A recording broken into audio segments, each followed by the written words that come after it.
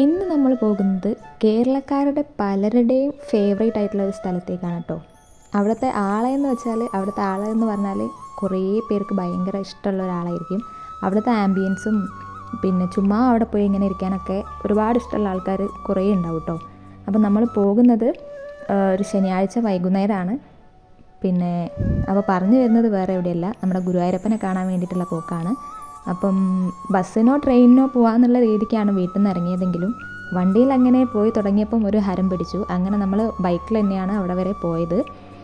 വൈകുന്നേരം വീട്ടിൽ നിന്ന് ഇറങ്ങി രാത്രിയൊക്കെ ആകുമ്പോഴത്തേക്ക് അവിടെ എത്തി. പിന്നെ നമ്മൾ റൂമൊക്കെ എടുത്ത് സെറ്റായി. പിറ്റേന്ന് രാവിലെയാണ് പോയി തൊഴുതതൊക്കെ.